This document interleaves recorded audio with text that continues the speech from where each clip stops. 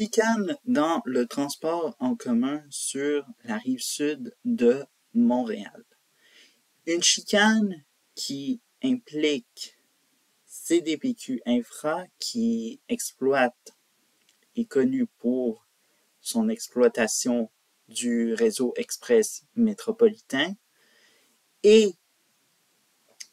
des municipalités, principalement celles de Brossard et de Longueuil.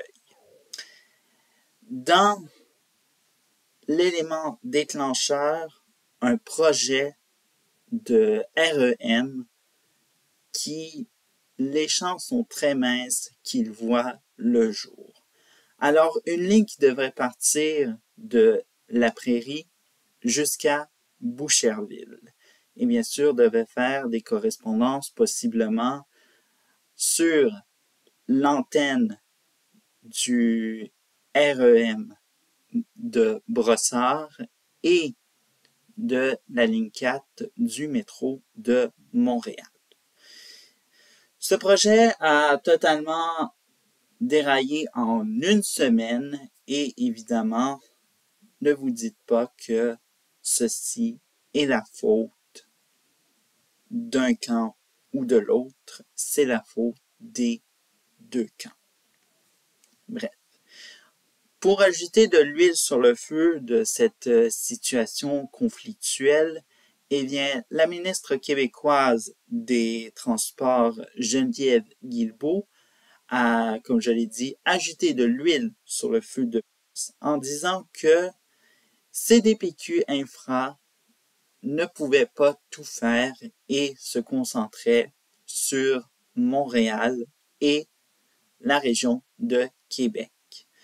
Petit mot à la ministre, eh bien, sachez que Montréal, ce n'est pas juste l'île, mais aussi la région métropolitaine qu'on concerne. Et évidemment, il n'y a pas de privatisation, soit seulement pour la ville de Montréal ou encore la ville de Québec. Bref. Alors, on sent que le gouvernement du Québec veut abandonner toute responsabilité ou ne pas se lancer dans un méga projet de transport en commun. Bref. Voilà que les chances d'un nouveau projet et d'un méga projet de transport en commun s'envolent évidemment. Mais bien sûr, on aurait pu se dire, mais où sont les autres agences de transport pour développer du transport en commun sur la rive sud?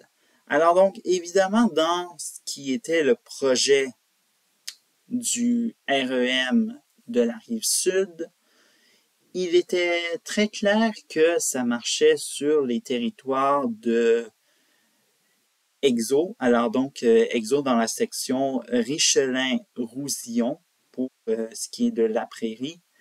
Et la Société Transport de Longueuil qui fait totalement l'agglomération de Longueuil. Alors donc, qui inclut Longueuil, Brossard et toutes les autres municipalités avoisinantes de Longueuil. Alors, c'est toute la question, évidemment, qu'est-ce qui se passe? Alors donc, après avoir tourné le dos à CDPQ Infra, eh bien, quel est le plan de match, évidemment? Et est-ce que on a balancé des détails un peu trop flous et pas très clairs, évidemment, puis ne pas dire en détail, évidemment, qui est aussi contre ce projet-là de réseau express métropolitain sur la rive sud. Mais, chose certaine, ce n'est pas parce que il y a un malentendu que ça n'empêche que il y a, oui, qu'il y a bien évidemment un projet intermunicipal qu'on en parle évidemment. Bon, les plans ne sont pas conceptés évidemment et il y a juste que des maquettes ou encore des vidéos pour nous dire pour nous visualiser qu'il y aura un projet intermunicipal sur la rive sud. Mais évidemment, il n'y a pas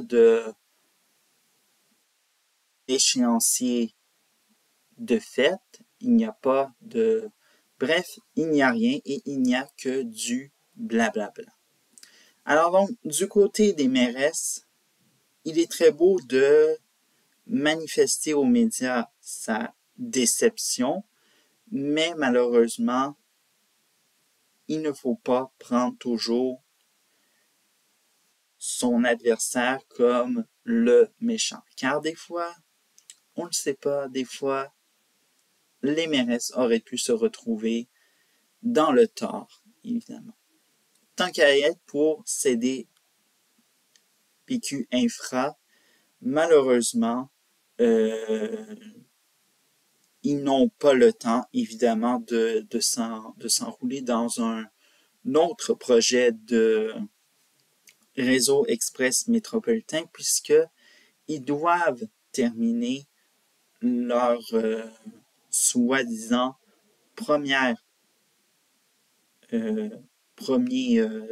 des premières stations du réseau express métropolitain qui restent à construire.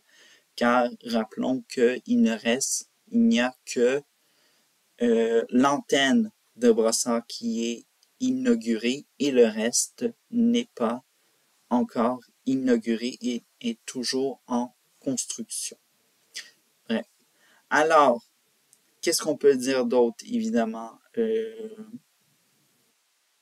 Pas grand-chose, à part que il y a des mairesses qui sont déçues et puis qu'il y a une agence, soit disons-le, de transport, une SODO, agence de transport, CDPQ Infra, eh bien, qui a déjà des projets et puis qui peut dire à la rive sud, eh bien, vous allez attendre. Bref. Alors, c'est tout. On se retrouve mardi prochain pour une autre Storytime MTL.